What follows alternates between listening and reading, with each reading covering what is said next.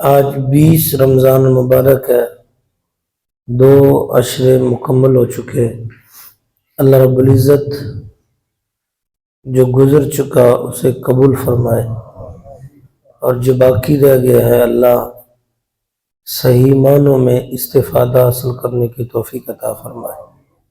قرآن مجید فرقان حمید میں اللہ ارشاد فرماتے ہیں وَعَهِدْنَا إِلَىٰ إِبْرَاهِيمَ وَإِسْمَاعِيلَ أَن طَهِّرَ بَيْتِيَ لِلطَّائِفِينَ وَالْعَاكِفِينَ وَالرُّكَّعِ السُّجُودِ۔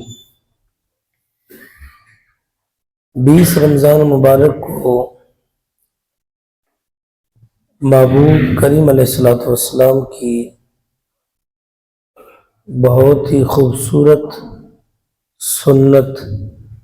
سنت مؤکدہ اعتکاف شام روزہ افطار کرنے سے پہلے متکف اپنی اعتکاف والی جگہ پہ بیٹھ کے شروع کرتا ہے اور آخری اشراق وہ اعتکاف بیٹھتا ہے۔ اعتکاف ماہ رمضان مبارک کے آخری اشرے میں بیٹھا جاتا ہے۔ یہ اتنی خوبصورت سنت ہے، ام المومنین سیدہ عائشہ صدیقہ رضی اللہ عنہ فرماتی ہیں کہ میرے محبوب کریم علیہ السلام رمضان کا آخری اشرا خود بھی اعتکاف فرماتے تھے اور اپنے گھر والوں کو بھی تلقین فرماتے تھے۔ ہم ماہ رمضان مبارک کے آخری ایام بازاروں کی زینت بن جاتے ہیں، خرید و فروخت شروع کر دیتے ہیں، جبکہ کوئی فرض واجب نہیں کہ آخری 10 دنوں میں کی جائے۔ اگر ضرورت ہے تو ضرورت کے پیش نظر بندہ پہلے بھی خرید و فروخت کر سکتا ہے۔ آخری 10 دنوں کو یوں ضائع نہیں کرنا چاہیے۔ حدیث پاک میں آتا ہے کہ ایک مرتبہ سفر کی وجہ سے رسول اکرم صلی اللہ علیہ وآلہ وسلم کا اعتکاف رہ گیا، تو اگلے سال میرے محبوب کریم علیہ السلام نے 20 دن کا اعتکاف فرمایا۔ پہلی امتوں پر بھی اعتکاف، ان کے اندر بھی یہ عبادت موجود تھی، جیسے کہ میں نے آیا مقصہ پڑھنے کا شرف حاصل کیا۔ اللہ ارشاد فرماتے ہیں کہ ہم نے حضرت ابراہیم اور حضرت اسماعیل سے یہ وعدہ لیا کہ میرے گھر کو طواف کرنے والوں، اعتکاف کرنے والوں اور رکوع و سجود کرنے والوں کے لیے پاک کرو۔ اس آیت کریمہ سے یہ ثابت ہوتا ہے کہ نماز اعتکاف کے لیے کعبہ معظمہ کی پاکیزگی اور صفائی کا خود رب ذوالجلال نے فرمان جاری کیا ہے۔ اس کے بعد اللہ کے حبیب احمد مجتبیٰ صلی اللہ علیہ وآلہ وسلم ہر رمضان کے عشرۂ آخر میں اعتکاف فرمایا کرتے تھے، اور اسی سنت کریمہ کو زندہ کرتے ہوئے امہات المومنین بھی اعتکاف بیٹھا کرتی تھیں۔ سیدہ عائشہ فرماتی ہیں بے شک رسول اللہ صلی اللہ علیہ وسلم رمضان کے آخری عشرہ میں اعتکاف کرتے، یہاں تک کہ اللہ تعالیٰ نے آپ کو وفات دے دی، پھر آپ کے بعد آپ کی ازواج بھی اعتکاف کرتی تھی۔ یوں تو اعتکاف کے بے شمار فضائل ہیں، مگر عشاق کے لیے صرف اتنا ہی کافی ہے کہ یہ محبوب کی سنت ہے۔ نہ بھی کوئی فضیلت بیان کی جائے تو کیا یہ کم ہے کہ بندہ اپنے رب کی رضا کے لیے، اسے راضی کرنے کے لیے ساری دنیا سے کٹ کے، سارے مشاغل کو چھوڑ کر فقط اس کی محبت کے لیے مسجد میں ڈیرے ڈال لیتا ہے۔ بھائی کوئی بندہ ویسے بھی مسجد میں آ کے بیٹھ جائے نا اللہ کی رضا کے لیے، تو اس کی فضیلتوں کے کیا کہنے ہیں، لیکن جو پھر رمضان کے آخری عشرے میں اعتکاف کرتا ہے، اس کی جو اللہ تعالیٰ عزت، مقام اور فضیلت میں اضافہ فرماتا ہے، اس کا اندازہ نہیں لگایا جا سکتا۔ رمضان کے علاوہ اگر بندہ اخلاص کے ساتھ مسجد کے اندر 1 دن کا اعتکاف کرتا ہے تو اللہ تعالیٰ اس کے لیے زبردست ثواب کی بشارت دیتے ہیں۔ وہ کیا ہے؟ جو شخص اللہ کی خوشنودی کے لیے ایک دن کا اعتکاف کرے گا، اللہ عز و جل اس کے اور جہنم کے درمیان 3 خندقیں حائل فرما دے گا۔ ان خندقوں کی جو مسافت ہے آپس میں، وہ مشرق و مغرب کے فاصلے سے بھی زیادہ ہوگی۔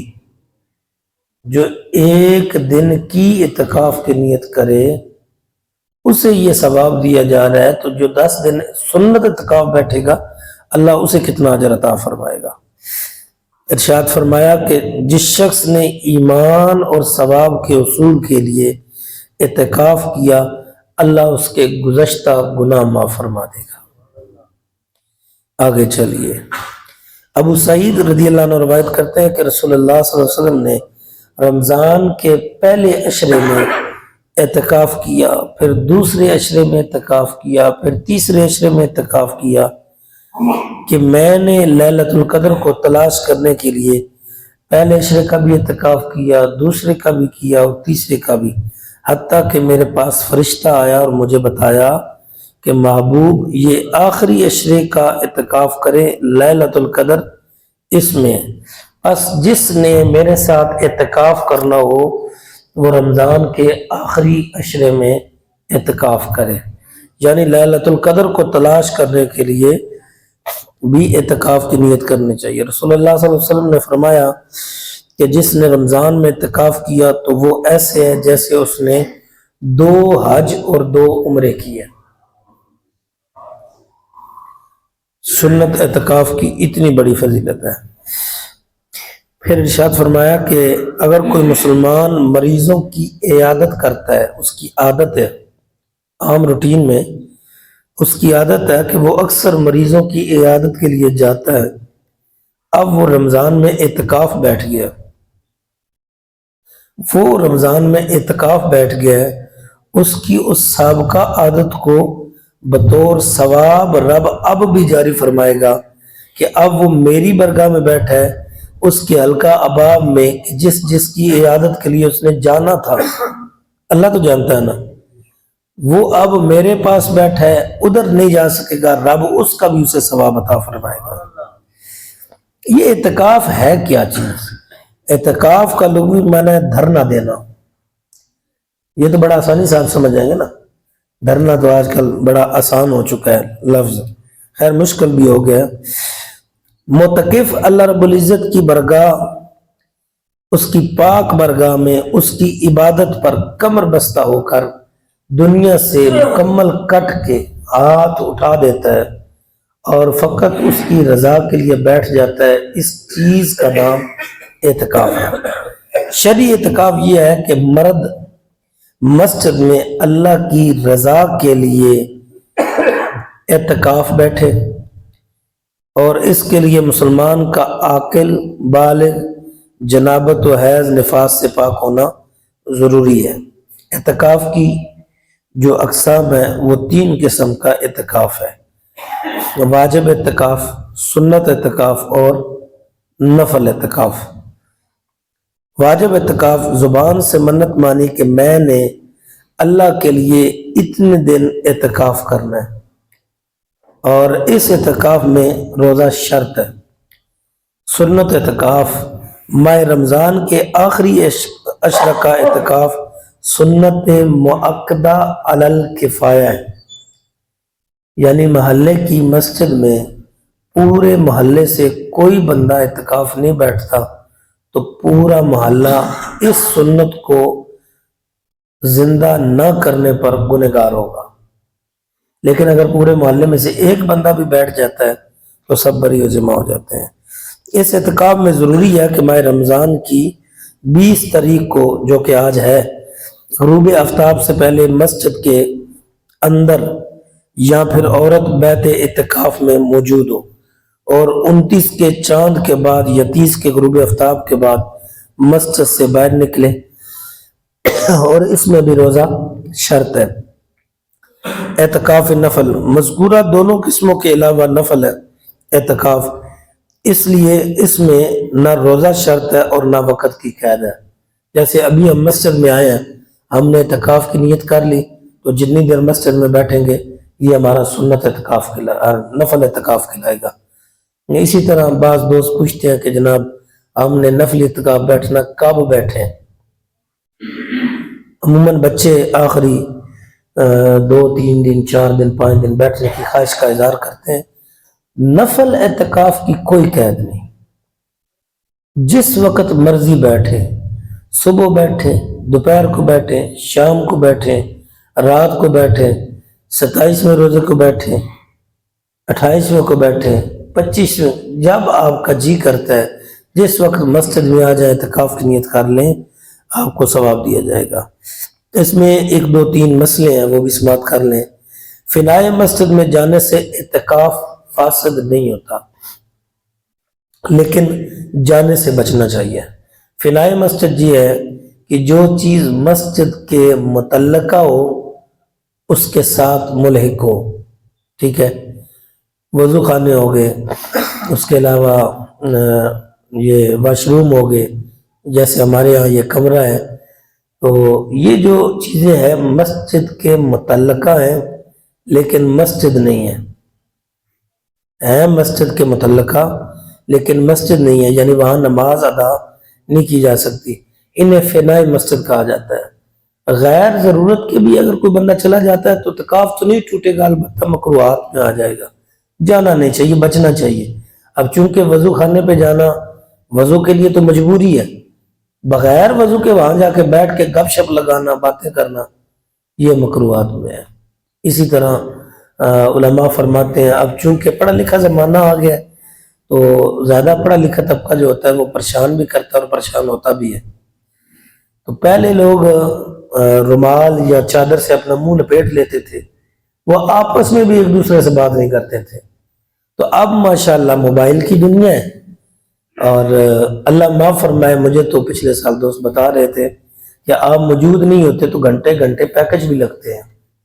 اب مزید وضاحت کی ضرورت نہیں، تو آپ اللہ کے لیے اس کی برگاہ میں آ کے بیٹھے ہیں، دنیا کو دکھانے کے لیے نہیں بیٹھے۔ اگر دنیا کو دکھانے کے لیے بیٹھے ہیں یا کسی اور مقصد کے لیے تو پھر میرے خیال میں مسجد ایسی چیزوں کی ہماجگاہ نہیں ہے، اسے پاک ہی رکھے تو بہتر ہے۔ آپ یہ اپنے گھروں میں یا کوئی اور جگہ کا انتخاب کریں۔ وہ ایک بڑا خوبصورت قول ہے، غالباً امام غزالی رحمۃ اللہ تعالیٰ علیہ کا ہے۔ آپ فرماتے ہیں کہ اگر تو نے گناہ کرنا ہے تو ایسی جگہ کو تلاش کر جہاں رب موجود نہ ہو، ٹھیک ہے جی۔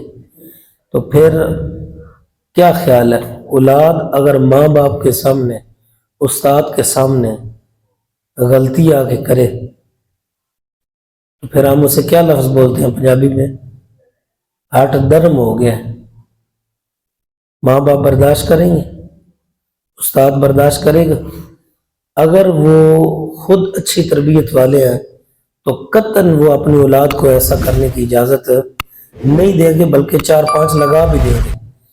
میں تو سمجھتا ہوں اس بندے سے بڑا بدبخت اور بد نصیب کوئی نہیں ہے جو مسجد میں آئے اور مسجد میں پھر ایسے معاملات کرے جس سے اللہ ناراض ہوتا ہے۔ اللہ تعالیٰ ایسی چیزوں سے بچنے کی توفیق دے، اور اللہ میں توفیق دے کہ ہم اللہ کی رضا کے لیے سنت اعتکاف بیٹھیں۔ اور آخر میں ام المومنین سیدہ کی ایک روایت بیان کر کے گفتگو مکمل کرتا ہوں۔ آپ فرماتی ہیں کہ متکف کے لیے سنت یہ ہے کہ وہ مریض کی عیادت کے لیے نہ جائے، جنازہ میں حاضر نہ ہو، عورت کو نہ چھوئے اور نہ اس سے اپنی حاجت پوری کرے، اور حاجت شرعی یا طبی کے بغیر مسجد سے باہر نہ نکلے، اور روزے کے بغیر کوئی اعتکاف نہیں ہے۔ سنت اعتکاف جو ہے اس میں روزہ شرط ہے، اگر آپ کا روزہ چھوٹ گیا تو اب آپ کا وہ اعتکاف سنت نہیں، البتہ فقہا فرماتے ہیں کہ اسے توڑا بھی نہ جائے، اگر ہو سکے تو اسے مکمل کیا جائے اور آئندہ سال پھر اس کی قضا کی جائے، ٹھیک ہے جی۔ اور روزہ جو ٹوٹا ہے ظاہر ہے اس کی تو قضا ہوگی ہی ہوگی، وہ بھی جان بوجھ کے اگر نہیں توڑا، جان بوجھ کے توڑا ہے تو پھر روزہ قضا بھی ہوگا اور کفارہ بھی ہوگا، اور اگر جان بوجھ کے توڑا ہے تو پھر اعتکاف آپ کا ختم ہو چکا ہے۔ ورنہ اس کے علاوہ حکم یہ ہے کہ اگر خود بخود روزہ ٹوٹتا ہے بیماری کی وجہ سے یا کوئی ایسا معاملہ بن جاتا ہے تو پھر اعتکاف کو ختم نہ کرے، ٹریٹمنٹ یا جو بھی اس کے معاملات ہیں انہیں مکمل کر کے اپنا اعتکاف بھی مکمل کرے۔ اللہ بڑا کریم ہے، انشاءاللہ اجر عطا فرمائے گا۔ دعا ہے اللہ رب العزت ہمیں سمجھنے کی اور عمل کرنے کی توفیق عطا فرمائے۔